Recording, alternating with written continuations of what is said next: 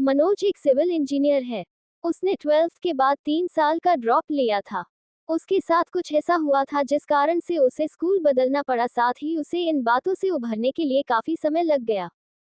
उसके साथ के मित्र अभी तक नौकरी लग चुके थे और वो अभी नौकरी के लिए भटक रहा था। मनोज ने सिविल इंजीनियर कंप्लीट कर ली है। मनोज अब नौकरी के लिए एक कंस्ट्रक्शन कंपनी के ऑफिस में जाता है। जैसा कि आजकल हाल है, नौकरी के लिए बाहर काफी लोग आए हैं। मनोज अपने नंबर का इंतजार कर रहा होता है। कुछ घंटों के बाद मनोज का नंबर आता है। वो अंदर इंटरव्यू के लिए जाता है। इंटरव्यू लेने के अंदर केवल एक ही यंग लड़की है, रिया। रिया ने मनोज को आते भी नहीं देखा। वो फाइल में बिजी है और कुछ ड्राइंग देख रही है। फिर कुछ देर बाद वो मनोज को बिना देखे ही उसकी फाइल देखती है। मनोज ने रिया को पहचान लिया। वो थोड़ा सा घबरा गया और उठकर जाना चाहता है, लेकिन फिर वो हिम्मत करके वहीं बैठा रहता है। जेब में से रुमाल निकालकर अपना पसीना पोंछता है। रिया को ये सब दिखाई देता है। वो मनोज को कहती है, घबराने की जरूरत नहीं है, आप रिलैक्स रहिए, आराम से, आप चाहे तो पानी पी सकते हैं। वो मनोज का सीवी देखती है। मनोज के सीवी से उसे पता चल जाता है कि मनोज ने स्कूल के बाद ड्रॉप लिया है। वो मनोज से पूछ लेती है, रिया आपने ड्रॉप क्यों लिया था?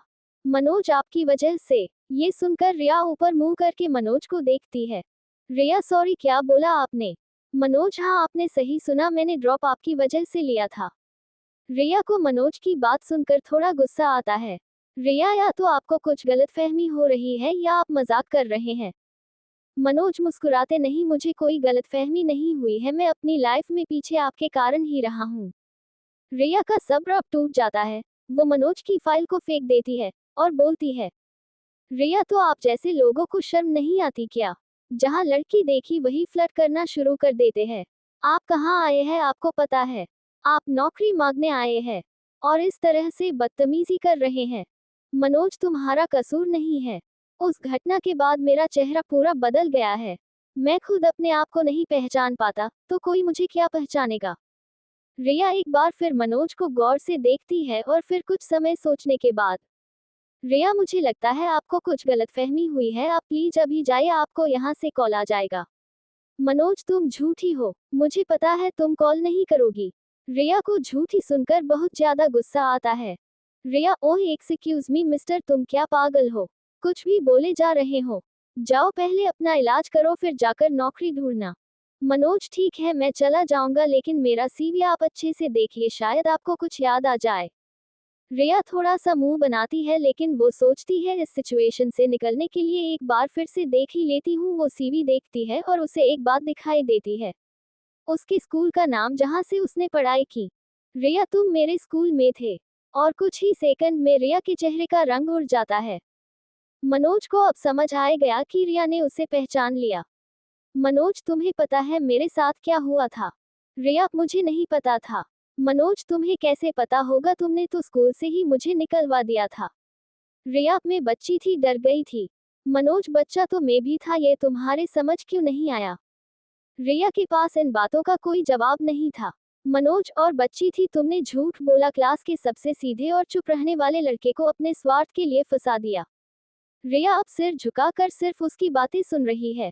मनोज, मुझे उस साल एग्जाम नहीं देने दिया गया, क्यों? क्योंकि तुमने मुझे फंसा दिया। रिया, सॉरी, मुझे नहीं पता था कि बात इतनी बढ़ जाएगी, मुझे लगा था वो सिर्फ वार्निंग देकर तुम्हें वापस क्लास में भेज देंगे, लेकिन तुम भी उनसे बहस कर रहे थे, सॉरी बोल देते, वो छोड़ देते। मनोज, गलती तुम्हारी थी और सॉरी मैं क्यों बोलता, तुम भी उस समय बोल सकती थी कि तुम्हें वो लेटर मैंने नहीं, कबीर ने लिखा था। रिया, मुझे उस समय कुछ समझ नहीं आया। मनोज, कबीर का नाम तुमने नहीं लिया क्योंकि तुम नहीं चाहती थी कि उसे कुछ हो। तुम उसे पसंद करती थी, लेकिन मेरा सारी क्लास में तुमने मेरा नाम क्यों लिया? रिया, मेरे मुंह पर उस समय और कुछ नाम नहीं आया, वो लेटर पते मुझे प्रिंसिपल ने देख लिया था। मैं भी कबीर को पसंद करती थी। मुझे लगा वो मेरे पापा को बुलाएंगे, इसलिए मैंने तुम्हारा नाम लिया कि तुम मुझे परेशान कर रहे हो और बात खत्म हो जाए। मनोज, लेकिन बात तुम्हारे लिए तो खत्म हो गई, मेरे लिए शुरू हो गई, और इसके बाद मेरे घर वाले क्या सोचेंगे ये तुमने नहीं सोचा, तुम तो निकल गई। मुझे स्कूल से निकलना पड़ा। रिया, मैं बुरी नहीं हूँ, उस समय मैं कुछ समझ नहीं पाए, आखिरी मैं नासमझ ही तो थी। मनोज, तुम अभी भी झूठ बोल रही हो। रिया, मैंने उसके बाद कितने दिनों तक तुम्हें सॉरी बोला है? उसके बाद कबीर से भी मैंने बात नहीं की। मैं यही सोच रही थी कि तुम मुझे मिलो और मैं तुम्हें सॉरी बोल सकूं। मैं तुम्हारे लिए कुछ कर सकती हूँ, प्लीज चाहो तो यह नौकरी। मनोज, ओ प्लीज आप रहने दो, जहाँ तुम नौकरी दे रही हो वहाँ कुछ ना कुछ झूठ तो होगा। रिया, ऐसा नहीं है, वो सिर्फ एक गलती थी। मनोज अपनी फाइल उठाकर दरवाजे की तरफ जाने लगता है, फिर एक बार पलटकर रिया को देखकर बोलता है, मनोज, हो सके तो अब अपनी गलती की सजा किसी दूसरे को मत देना। रिया मनोज की बात सुनकर अपनी चेयर पर आंख बंद करके बैठ जाती है। ऐसे ही वीडियो देखने के लिए हमारे चैनल को लाइक एंड सब्सक्राइब करें। Thanks for watching.